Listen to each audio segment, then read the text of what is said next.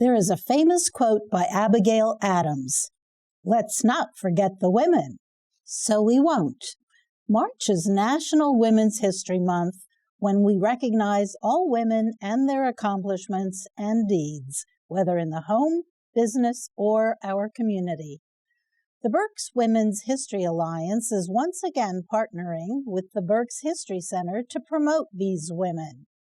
The following program celebrates women who were and are currently first in their field in Berks County. This project was first introduced in 2007 by the Berks Women's Commission and showcased at their Women's History Museum at the Goggle Works. We have updated this project since we know there has continued to be more Berks County women who have become first in their field. We celebrate to remind ourselves of the journey taken to achieve these accomplishments and to honor those trailblazing women who continue to lead the way. Our journey of firsts starts with Juliana Philippi Shearer, believed to be the first female born in the city of Reading in 1753 after it was chartered. She became the wife of Christopher Shearer, grandfather of the famous artist, and some of whose paintings hang in the Berks History Center. She is buried in Charles Evans Cemetery. Although we know there are many, many more females who were first in their fields over the next 250 years, this program focuses on the women who have achieved this title in the last 100-plus years. We know we haven't found all of you yet. However, the Berks Women's History Alliance looks forward to continuously updating this exclusive group of women who were first. To the women of Berks County, we thank you.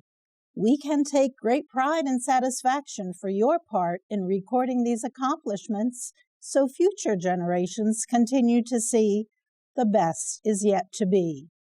It's time to meet some of these trailblazing women. Hello, I am Vicki Hefner, Education Curator of the Berks History Center and member of the Berks Women's History Alliance. My co-host, Carol Toomey, also a member of the Berks Women's History Alliance, and I will be introducing you to several of the women who were the first in their field in Berks County. Rachel Griscom, first school teacher in Reading, 1835, taught until she retired in 1860. Rachel, what motivated you to become involved in this field? Well, as a young Quaker woman, I was educated. I know that sounds hard to believe, but at the time, mostly boys were educated and girls were not. And most of the boys in Reading were taught in their school, in their church schools by men.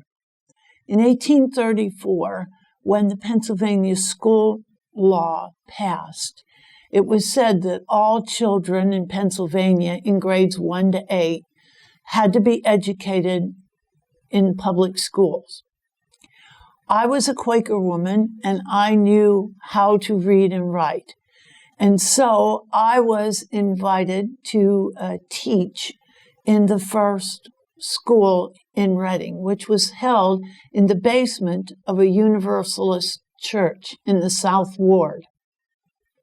So, being educated, I wanted to help others, and I wanted to teach our young boys and girls to read and write, because the Quakers believed in the equality of all people, and everyone was equal in the eyes of God. I'm sure you experienced many challenges. Can you talk about a few? Many challenges. First of all, there was resentment of my position and the whole public school law. The parents of Reading were afraid that their German children would lose their culture and their language because the Pennsylvania school law said that the children must be educated and learn English. And so that was number one obstacle. When we started the school in the Universalist basement of the church, we had no desks. We had no tables. And so I asked some carpenters who made some benches for the children. We had no books. Many of the children brought their Bibles from home. However, some of them were in German. We had 5 used arithmetic books that we could use. And so those were some obstacles. The first day of school, there were 50 children there. The second day, there were 80. And after 2 weeks, there were 105 children there. The attendance was not always the same because the children were often working at home, or they had already started on the job training with their dads. Their mothers had to help, or the girls had to help their mothers taking care of the younger children, cooking and baking. And then, of course, there were the anti-school men. The anti-school men were a group of German men who wanted to overthrow the Pennsylvania school law, and they wanted to keep things the way they had always been. These men were going to make up their own political party and have their own slate of officers, and they were determined to overthrow the new law. So those were the biggest obstacles that I had. Oh, and I forgot to mention, probably the most difficult obstacle was that almost all of the children spoke only German. And so I had to teach them English also. What advice would you give to all young women just starting their career paths? I would say for young women to get all the education that they can and learn to serve humanity, because service to others is what we were all taught in the Bible. And then after the Civil War, Rachel, you helped collect money for the Reading Dispensary, which would later become the Reading Hospital. Yes. In 1860, when Civil War was raging and about to begin, I started this because I knew we would need a larger dispensary. And luckily, it did become the Reading Hospital. And after the war, I started a home for widows and single women here in Reading, those who had been widowed by some of their husbands who had died in the Civil War and were left with children also. So my whole life I dedicated in serving others. Thank you. You're welcome. Mm-hmm.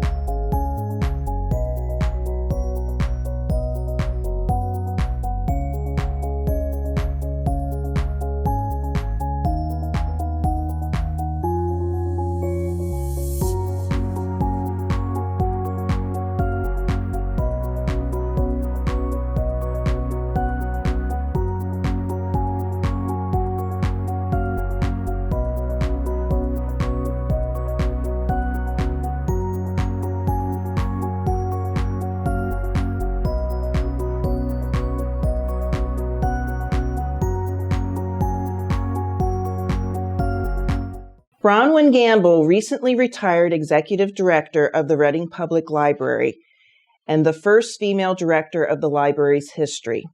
What motivated you to become involved in this field? I was always a reader, but that's really not why you become a librarian. I can remember playing with my dad's name stamp and index cards and pretending that I was the librarian when I was just little, like 5 or 6.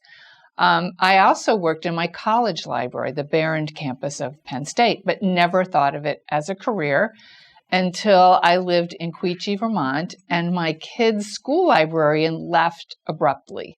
And because I had some library experience, I stepped in and kept it going. And the principal said, you really should go and get an MLS so you could be our school librarian.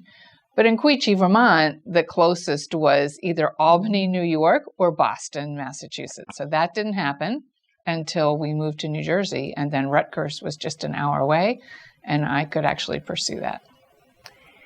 Is there a particular accomplishment you are proud of? I think being the first as executive director, you think of librarians as all women, but for some reason, administration is often men.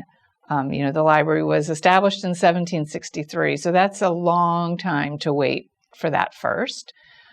But I think also that in 2018, Reading Public Library was one of 5 libraries nationwide to be awarded the National Medal for Outstanding Community Service by the Institute of Museum and Library Services.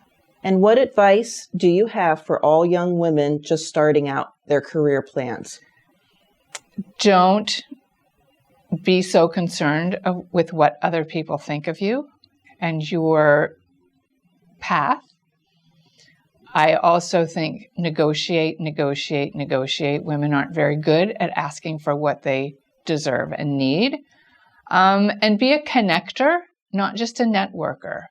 Connect your colleagues together.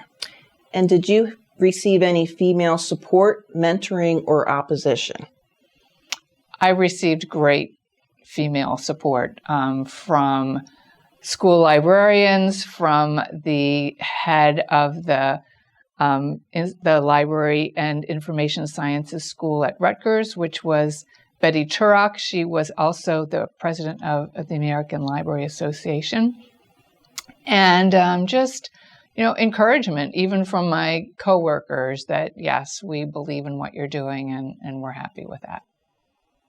Thank you, Bronwyn. You're welcome.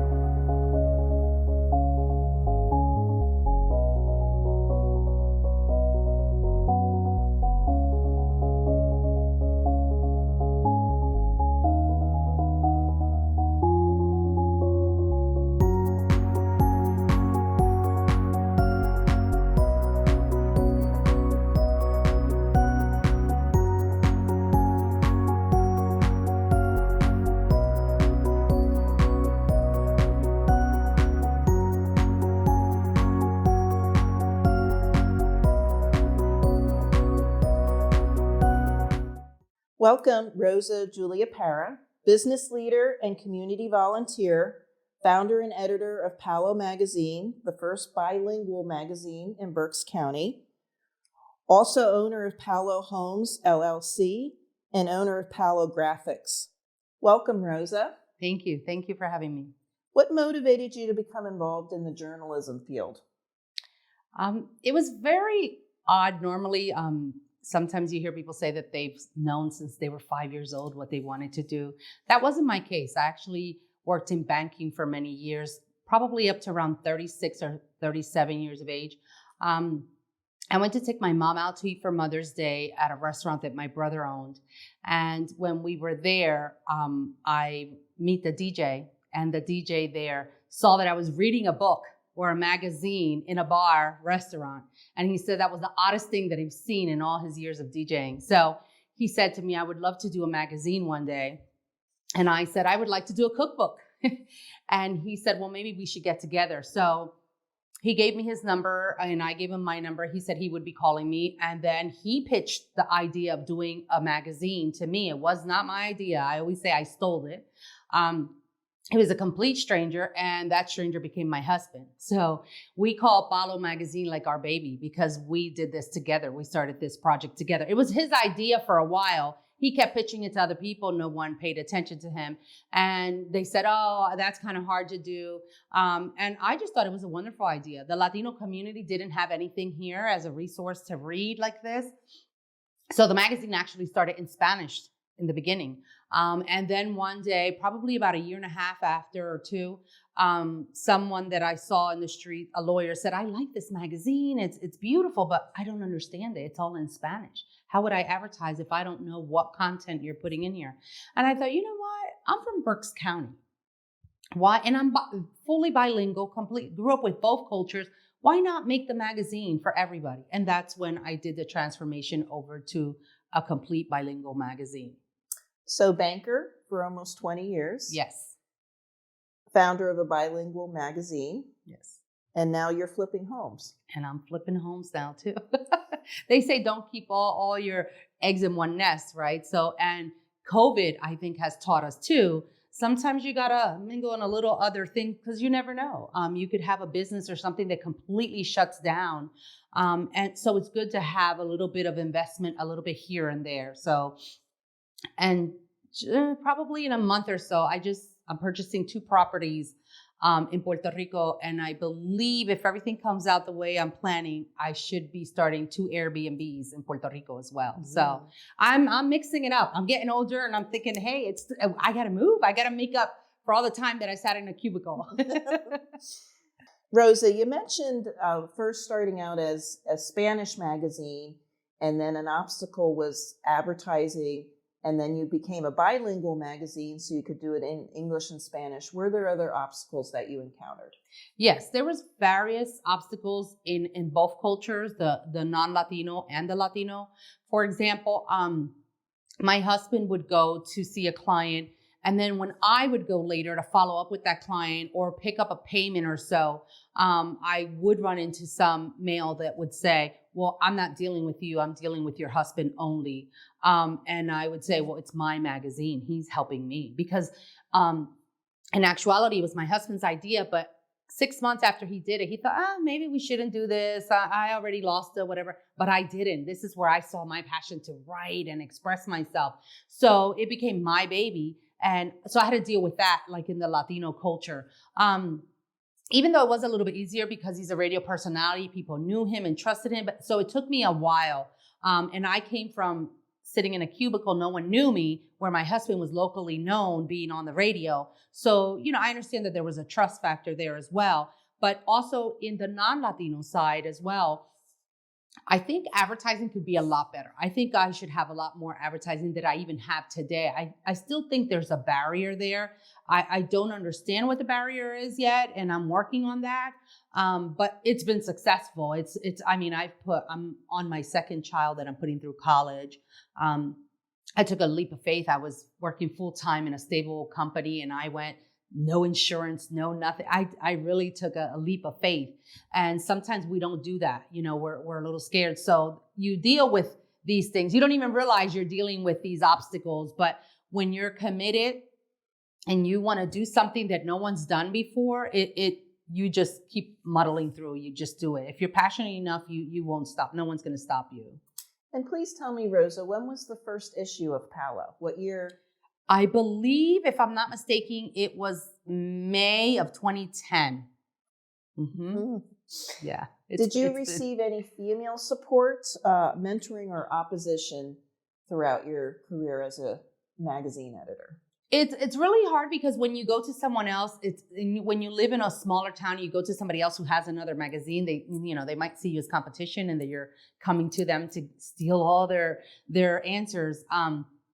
So I didn't go that route. So I'm a reader, naturally a reader. So I just looked up everything. Now I'm not saying I didn't have any mentors, but they weren't mentors of someone who's already done this.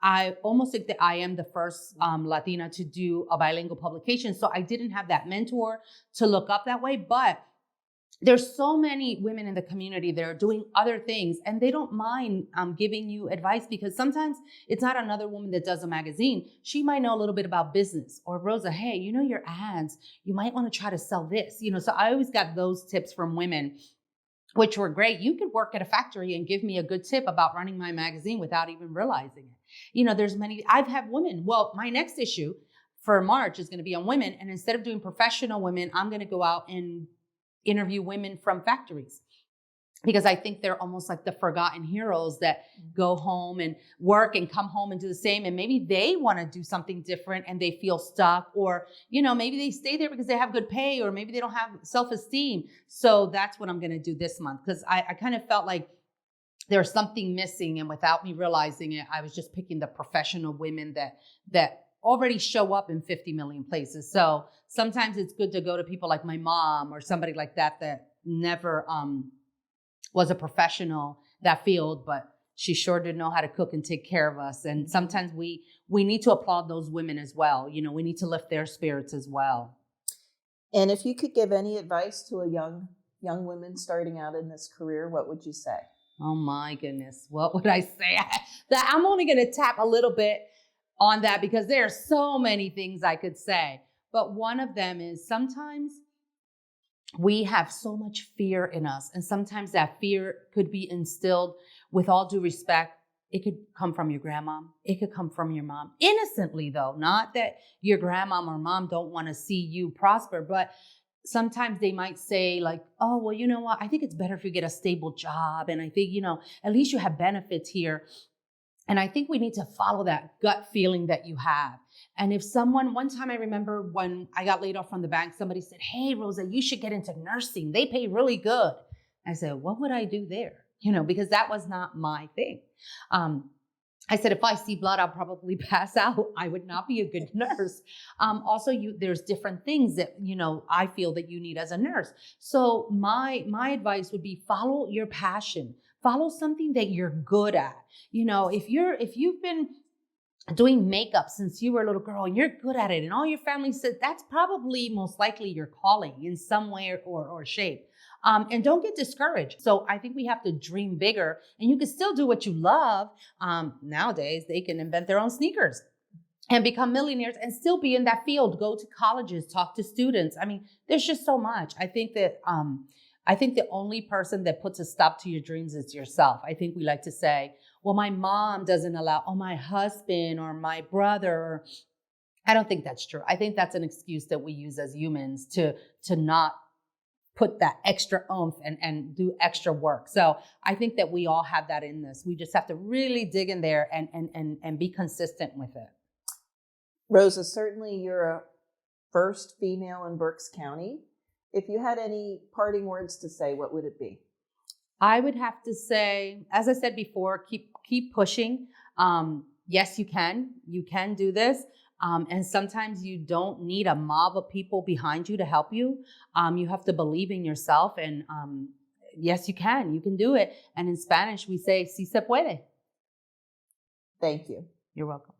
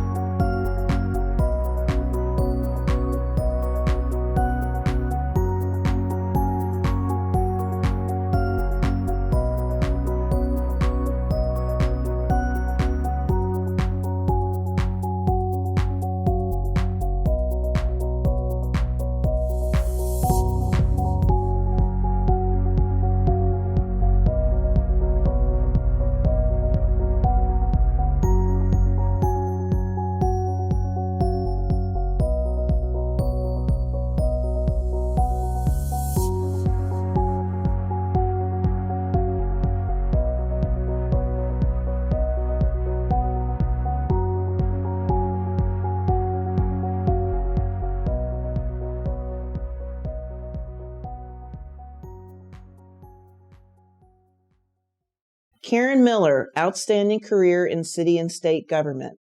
First female on city council, first female mayor of Reading in 1979, and first to be reelected to a consecutive term in 100 years. What motivated you to become involved in this field, Karen? Probably like most people who get into politics, I was angry. I thought there has to be a better way to run the city. I had been active in the League of Women Voters and had done some door-to-door work and other volunteer activities for other political candidates. But it was basically, I just got really annoyed and thought, this has to change.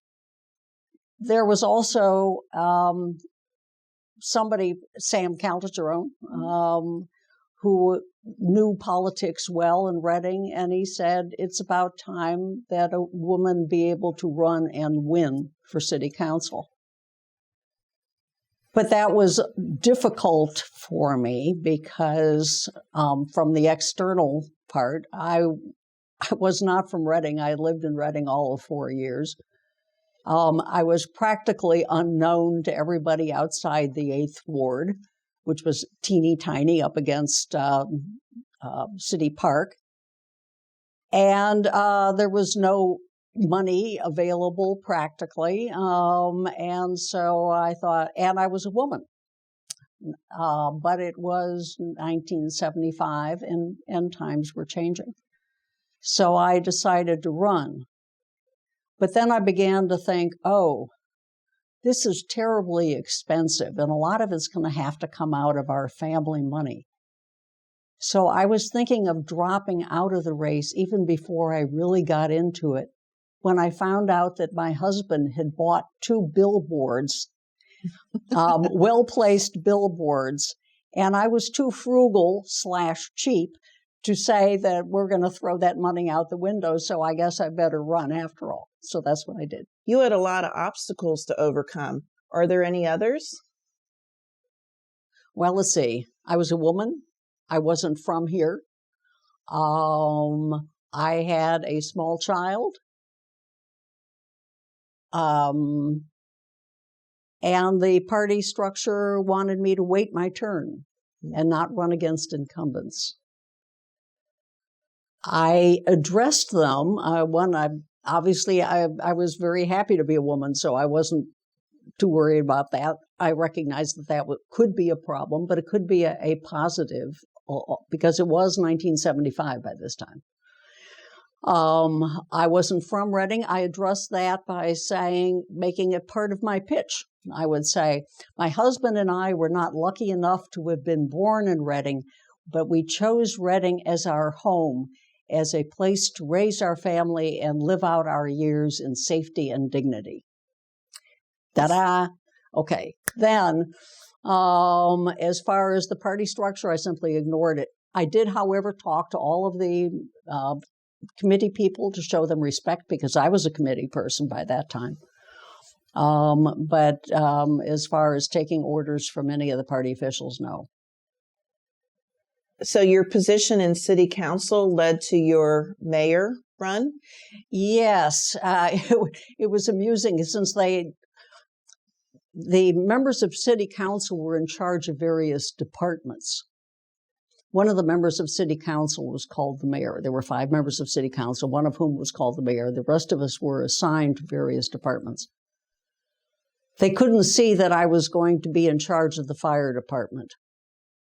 So this is one time when sexism worked for me, and they said, well, yeah, I guess you will be you'll be director of accounts and finance, which also put me in the acting mayor spot when the mayor was out of town.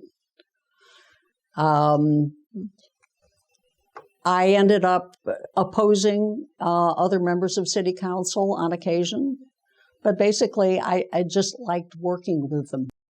And did you receive any female support or mentoring? There was nobody to mentor me. Did I receive female support? Oh, yes, by all means, especially during the campaign. My friends in the League of Women Voters dropped out of the league because they couldn't take political positions in the league. And they helped me with everything from running the spaghetti dinner fundraisers to doing babysitting for 5-year-old Josh to coming up with ideas that hadn't been done before, which would end up bringing me to people's attention, such as instead of giving out the plastic combs that everybody else gave out, we gave out parsley seeds. And my husband even found that there at the bars, there were about 100 neighborhood bars in Reading at that time, and he would be working the bars and bringing my campaign stuff around to all these folks. And the parsley seeds were received well every place. In fact, and it was at one of the bars, I think, that we began to realize in 1975 the times had changed, because Barry would give somebody the seeds and the guy said, yeah, or my wife or my aunt or whatever would like these. And then they said, I'll give the broad a chance. She can't screw it up any worse than the guys have. Okay, so that, and then going door to door, I would notice that a woman would open the door and look to the left and look to the right to see if her neighbors were noticing that she was talking to me. And then she would say, it's about time we got a woman in there. Times have changed. Karen Miller, 2007, named Distinguished Daughter of Pennsylvania. Thank you so much. Thank you.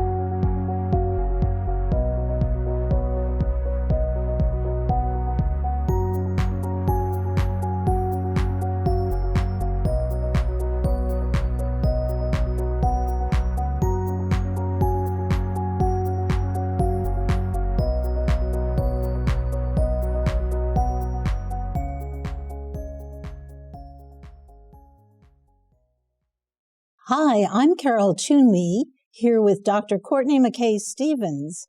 And Courtney was the first president of the Berks County Commission for Women. Courtney, I'm so happy you're here, and I am really curious as to what motivated you to become involved in and to really create the Berks County Commission for Women. How you did it, when you did it, and how did you accomplish all that? Well, it certainly wasn't an I process.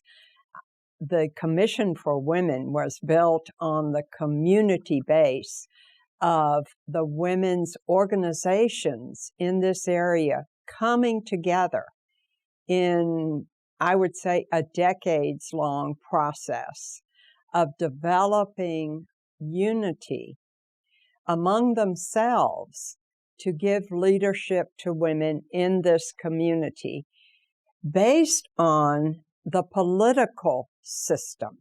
We had our individual organizations. Most of them were 501c3 nonprofits with the goals of helping women in particular areas like the American Association of University of Women or the League of Women Voters, with their individual agendas coming together to form, in the sense of history, a more powerful union together and to accomplish things at that level which we could never have accomplished individually.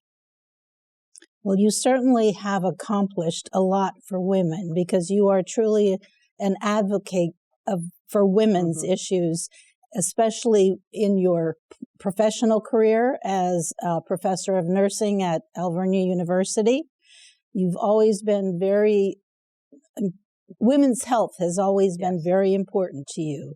Now, and obviously you've received that female support from other organizations, but was there anyone individually that gave you that support? I think professionally, Cora Jane Durling, who was the Director of Patient Services in days of yore at St. Joseph, was the first one to hire me in this community, who was an outsider. So much of the healthcare system here was based on those who went to the same school of nursing and then advanced in their careers within their own medical centers. But she took a risk in me. You might guess I was not born in Berks County, and she took a risk that because I had a specialty from Boston University in maternal child health, that I could give leadership to women's health in this community. So I'm very grateful that she took a risk. Courtney, when you were with the Berks County Commission for Women, what did you feel was one of your major accomplishments? Well, we certainly had numbers of areas that we spent our energy and time in. But one that I remember specifically was mammography project. And this was to give women information in order to make wise decisions. If we don't have information, we guess. And so the mammography project was to provide women with information on availability, hours of service, cost. And none of that was available in one place for women to find information. And so the Commission for Women gathered that information. Some facilities more hesitant than others to provide that information to us. But in the end, we did compile it. We published it, and we made it available in numerous community sites for women and bilingually to be able to make wise decisions and to be able now to find that information is a law in the state of Pennsylvania. So the Commission for Women of Berks County was a real leader in this advocacy for women's health. That's great. You saw a need, you went after it, you solved the need and created the answer. Thank you. Well, these accomplishments in the medical field, the education field, I assume these are some of the accomplishments that helped you become listed in Who's Who of American Women in 1993? Yes. And also one that might not be in history books, but certainly was history here, was that I was the first woman deacon invited to a Southern Baptist church in this area. And the anecdote of that was the director of the association then said to my church, "Well, I cannot support that. But as Baptists, you're allowed to make your own mistakes." Ooh. So I was a mistake, Oh, no. in his opinion, but certainly not in the churches. And that's the kind of affirmation we need as any leaders in a community, our own support system from those who know us best. Well, I could see what kind of advice you would be giving to young women who are just starting their career path. Is there anything else that stands out that you would encourage young women to do or say? Absolutely find your own support system. I remember one of the presidents of Berks Women's Network advised all of our members to create their own personal board of directors. That is, people to surround a young woman developing her career who will speak truth to her, not just things she wants to hear or accomplishments, but friends who will speak truth to you and support you. I would call them any time of day or night friends.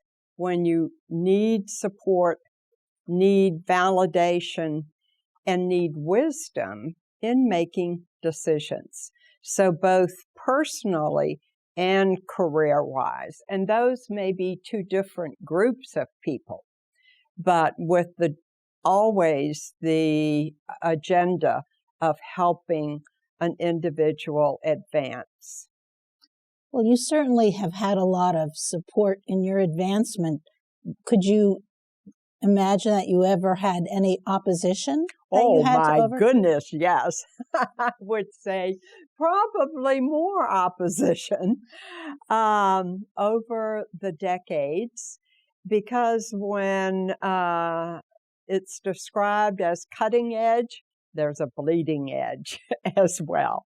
And so it takes a pretty straight spine to pursue one's passion and to be an advocate for people who have either no voice or a weak voice in their community. And coming together, we can have a stronger voice. That is so true. So very, very true. Well, you've had so many accomplishments, from being the first president of the Berks County Commission for Women, your first female deacon in your church. You authored Preparation for Parenthood. You were a professor of nursing at Alvernia University and advocated for women's health. And you were listed in the Who's Who in American Women. And you certainly are a wonderful role model for all of us. And we are so glad you are the first in so many fields. Thank you. Thank you.